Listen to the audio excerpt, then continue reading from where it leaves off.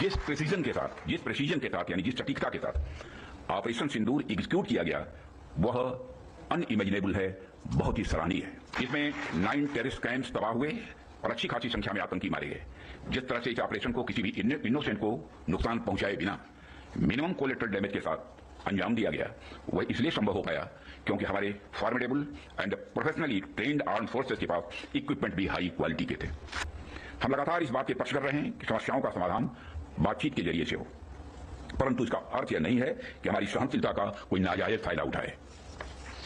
यदि कहीं कोई हमारे इस संयम का फायदा उठाने की कोशिश करता है तो उसे कल की तरह ही क्वालिटी कार्रवाई का सामना करने के लिए भी पूरी तरह से तैयार रहना होगा।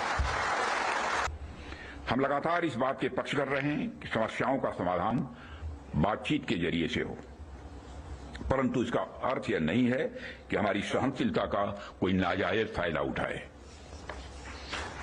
यदि कहीं कोई हमारे इस संयम का फायदा उठाने की कोशिश करता है तो उसे कल की तरह ही क्वालिटी कार्रवाई का सामना करने के लिए भी पूरी तरह से तैयार रहना होगा।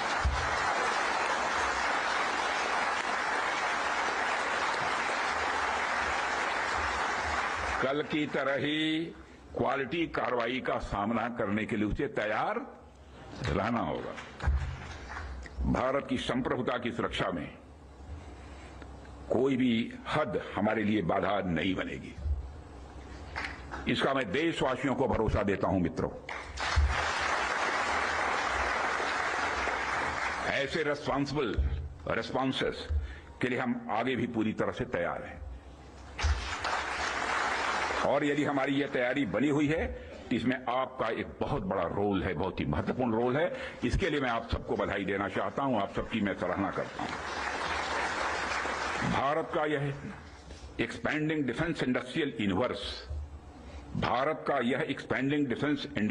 यूनिवर्स भारत को एक अभूतपूर्व संबल प्रदान कर रहा है और इसी प्रकार अगर आज के ग्लोबल सिनेरियो पर नजर डालें तो ग्लोबल ऑर्डर में हमें बड़े बड़े चेंजेस देखने को मिल रहे हैं।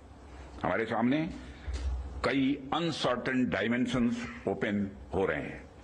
यूरोप से लेकर एशिया तक हर जगह कॉन्फ्लिक्ट्स बढ़ते जा रहे हैं।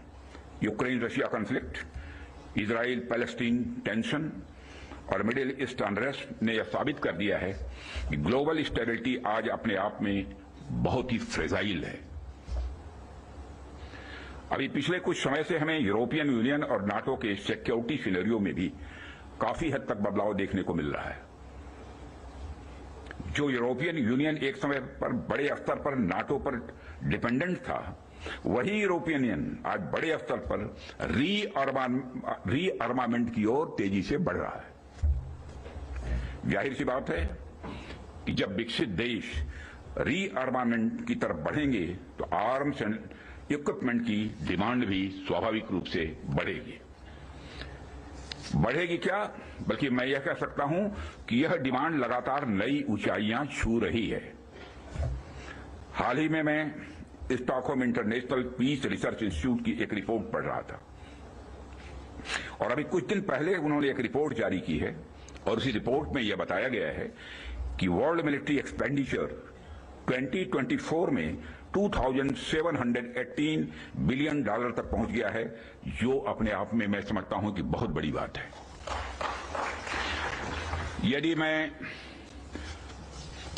और मेरे कहने का अर्थ यह है कि चाहे डोमेस्टिक डिफेंस रिक्वायरमेंट हो या इंटरनेशनल, आज आर्म्स एंड इक्विपमेंट तथा डिफेंस प्रोडक्ट्स की रिक्वायरमेंट पहले से कहीं ज्यादा है और आपके द्वारा किए जा रहे प्रयासों से इस देश का जो डिफेंस मैन्युफैक्चरिंग सेक्टर है वह ब्रांड इंडिया फिलॉसफी के साथ विश्व में अपना सिक्का जमा सकता है।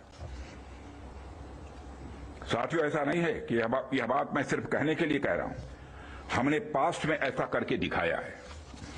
यदि मैं आंकड़ों की बात करूं तभी 2024-25 के फाइनेंशियल ईयर में हमारा डिफेंस एक्सपोर्ट अप्रॉक्सीमेटली 24,000 करोड़ के रिकॉर्ड आंकड़े को पार कर गया है और यह हम सबके लिए प्रसन्नता की बात है कि हमने इस लक्ष्य को प्राप्त किया है।